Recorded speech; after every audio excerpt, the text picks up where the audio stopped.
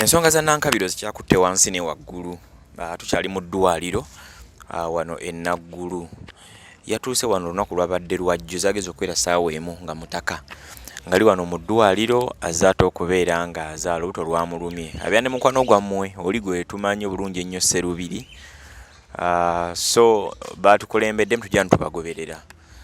Nze natuuse wano era obudde bwakawungeezi nga mwaliwe programu eyasoose navudde wano obudde nga bukedde nenzirayo naye kwabadde okusuubiza kwabadde nti agenda kulongoosebwa tajja sobola kusindika era bajja mulongoosa ku ssaawa emu ey'akawungeezi. Wenjogerera essaawa kati zigenda mu 10 tannaba kubaako kyakoleddwa. Obuzibu buliwa ndi ne Maama Nankabirwa. Mukadde osiibye otya? Bulungi ssebo, siibye otya ssebo? Obulamu leero ate? Obulamu bubi. Kuba naleseeyo dda abaana nga bampise nga Nankabirwa ali mu ddwaliro naye bukya twazze tetunnalaba ku musawo. Obuzibu nga kiki ekiganye kubanga ejjo we twakoledde baatugambye nti ku ssaawa emu ey'okumakya ajja kubanga ate bagenda maaso n'okubanga bamulongoosa era tubale tumanyi we tunaakomerawo buno obudde ng'olwedde omwana waali abo bamaze omulongoosa. Obuzibu ki? Obuzibu bwa ssente. Ssebo ate ze baatusaba nga tebannasala musala gwe baagala naye buli ajja atutunulako obutunuzi n'atulekawo, buli ajja atutunulako n'atulekawo. Baagala ssente. Tuli mu ddwaliro ly'e Naggulu. Naggulu ddwaliro lya gavumenti gamu ku malwaliro agali wano nga singa omuntu aba afunye obuzibu around kati waliwo Kireka, Banda, wano waliwo ebitundu nga around nga oli tazze mukono bonna balina kubanga bajja mu kitundu kino eno. Abantu bonna ke bagamba amalwaliro agaabawejjera aga gavumenti. Waliwo ebikozesebwa biki like abasawo bagamba kibasaba biki? Ebikozesebwa byonna giraavuzi biki tubiina. Ate waliwo ebirala ng'eddagala biki bwe biti? Kati baagala eddagala lye balina gw'omukuba gwaba alina lyegulira. Gwaba alina odyegulira n'ennaku z'omalawo era gw'oba weegulira eddagala eryo. Naye kati eky'omukwatako kye kikyalemeseddwa kuba batusaba ssente. Ssebo. Omuwendo gwa ssente tebagwogerawo omutuufu? Teboogera era buli ajja n'akutunulako wamubuuza kiki tetujja tugenda kujja naye nakati omwana ali awo tebannamukwatako. Ssebo. Ye yali mu mbeera ki kuba tetukyasobola kulaga bifaananyi bye olw'obulumi bw'alimu. Ye ali mu mbeera ki bwogeza okunnyonnyola omuntu? Embeera gy'alimu era mbi kuba gamba lumuluma naye teri n'omwamunyegako. Ssebo. Okay, tuli Naggulu wano mu ddwaliro ewa Nankabirwa wazze okubeera ate ng'azaala.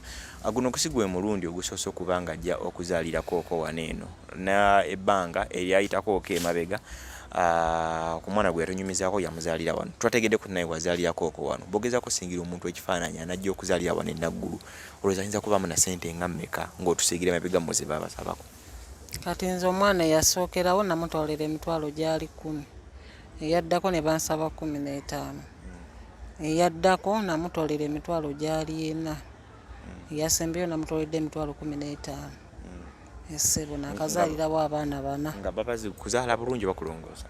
Mbadde nzaala bulungi.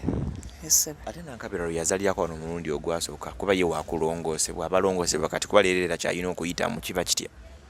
Banzijjako emitwalo 35. Omulundi gwe yasooka okuzaala nga bamulongoosa? Ssebo. Ate waliwo obugendagenderamu nkaawo simanyi tuwulira ekitanda biki ate biba biti ebyo? Ebyo eby'ekitanda okumuwa ekitanda buli lwasulawo emitwalo 5. Ssebo. Kasita kubanga tuwulira nti abantu bamala omulongoosa asulawoke ennaku ngoba 3 ku 4. Ennaku 3 ku 4. Ssebo. Tubina kulwa basula gibe emitwalo nga 5. Ssebo. So kitegeeza omuntu ogenda okunukkiriza ng'osussa half a million emitwalo nga 5 plus nga girina okozesebwa n'okutuuka era zituuka. Ssebo. Kati leero gw'olina pulaani ki wojjidde ku makya kuba twabaddewo ejjo ne mukwano gw'oli kati gw'ojjidde okutuuka wano olunaku olwaleero gw'olina pulaani ki? Nze sirina pulaani gye nnyina kuba ne bwe nalese ewaka naye embeera ye si nnungi naye namaze gamulekaawo namulekedde muto munne. Ssebo bonna nabalekedde bato banne nga bwe wabalaba. Kali akawala ke kaabasigaddemu nenzija ate ntetenkanya ono. Ssebo. Embeera twagadde obbawo update bwetyo bweri wano tulina akasente ke mwali mwatuwa ke tuzze tukozesa kuba neggulo lwonna lw'akasente era akabadde kakozesebwa singa mabirizi tujoyininze naye ngera ntuweetereyo ku bintu ebikozesebwa singa mabirizi yazze naki leero? Singa mabirizi atuleetedde ebintu bingi era n'addamu n'atugulira essuuka tetubadde nazo n'agula essuuka n'atugulira ne gundi ey'okwebika bed cover n'atugulira n'ekyemisana ssebo n'atugamba agenda komawo essebo. So naye awo embeera wagirekeredde nze munenyogerako naye Kasimu ng'agamba Sonko akasente ke nazze nako nkakozesezza ekituufu kampeddeko naye ng'omuntu alina ebizibu bye naye senga amabirizi yatandika ekintu kya Nankabilwa I think mujjukira okuva emabega ng'amuwa ku ssente kumubudaabuda then nebya ne leero lwennyini olwafunye amawulire kuba namuweereza message sawa zabadde mwende ez'ekiro ku WhatsApp agirabye ku makya akedde ku makya ku maliiri najja mu kifo kino n'aleeta n'agula amasuuka n'agula bed cover n'ebirala awo embeera bwekoze eki naye waviiridde wano nga bagamba bagenda kukola ku muntu ne up to now tewali kyakoleddwa kati so tetujja kuwabba kubiramulanga kuge mazima Nankabilwa etagwa kubanga adduukirirwa somehow okubanga ate embeera esobola okubanga edda mu nteeko ddwaliro lyennaggulu wano wetuli ddwaliro lya gavumenti naye ebintu byakyukamu omuntu ojja mu lya gavumenti ng'olinga nga ali mu private embeera wano si ya mulembe nnyo ebikozesebwa buli ddagala ly'omanyi n'okukozesebwa wano eno omuntu oliteekamu akasente n'oligwera abasawo bakugamba kyere nti kituufu tukola naye abantu banyi eddagala teririiwo mugende mugule eddagala oba leeta ssente tuzikozese tusobole obba nga tukola ki nga tufuna eddagala ebitanda bitono bakugamba nti osobola ku kitanda ng'omukyala wannyonnyodde embu lunaku lumu emitwalo 5 tetumanyi zigenda wa because otambula okutola eddwaliro lino kuliko ebipande service yaabwe ereeta owaayo ssente z'oba owaddeyo ssente saba risiiti yaazo naye ebintu si byangu no batisi ng'olina mu kintu kidogo oluusi n'okusingirawo ddala kuba kati tubalabala ebintu bya Nankabilwa tutaka kubatisi nga tulina emitwalo kumpi nga 7 paka wanaaviira wano agende n'omwana we tusabe Katonda omwana abe mulamu ne Nankabilwa naye abeere mulamu ebyokusindika byaganye so alina kubeera nga basala musala balongosa mulongose mukadde tugambayo kaki kalala kuba obeddago kati ali wano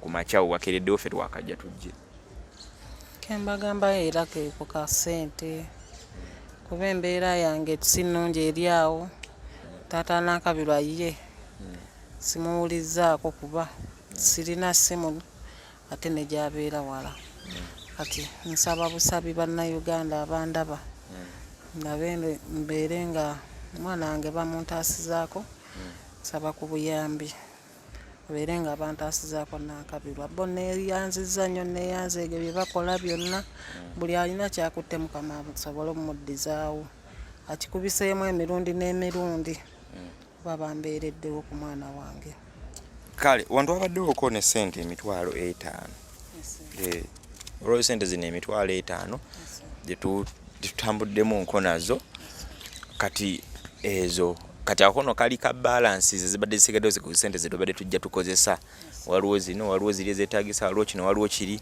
kati egyo emitwalo 5 kati gusooka ogenda oba tetenkanyaawo olabe kuba kyetufa singa basobola obba nga bamukozeeko osanga ebisigadde tunaabiraba oluvannyuma naye abatulaba muyinza okuba nga mwongera okuba nga mutukwasizaako tulabe nga ate embeera esobola okuba nga ate edda mu nteeka abaatuyambako kuva emabega mwebale nnyo era bwe kimubadde nga mukiraba nga bwe kibadde kitambula naye kati ate tutuuse ku ssaawa esembayo okuba nga yenzibuye essaawa y'okuzaala bagiyita ssanya abakyala bamanyi okufiira mu ssanya ebiseera ebisinga obungi lutalo lw'abakyala wabaayo abatadda maama n'ataasiba omwana oluusi n'afa oba bonna babiri okugenda naye twagala tugenda okuva wano nga tulina essanyu nga bonna nga weebali nga tebalamu bulungi nnyo Myra Angel ali mu kamera nyongera bajjukiza nti tukola airport pick up sobola komaono mu Uganda tambula naffe tujja kuba nga tutambula butambalamba paka ewaka womu ku mulyango Betty's Touch and Beauty Studio ku nsonga y'okunyirira kutayiringa nviiri kutimba ku mukolo gw'okusiba nviiri makeup w'omulembe kukola enjala n'ebifaanaganako ng'ebyo Betty mwekwate n'okuyigiriza ayigiriza nze Sonko Muhammad tujja batongera ba updates na buli kimu kinaba kigenda mu maaso. Mune Uganda tukwaniriza okuva ebweru era nga tuli beeteefuteefu okutambuza. Tulina obumanyirivu mu kuvuga ate era ku miwendo egisaanidde. Kati nno gwe yeetaaza okupikinga ku kisaawe okutuusa ewaka ewuwo tweyune ate era naawe ateekateeka okugenda ebweru twekwate tukutambuze okuviira ddala ewaka paka ku kisaawe. Kati nno mwanattu toddamu kumenyekana migugu ng'entambula weeri tukubire ku ssimu noti 7 noti 6 9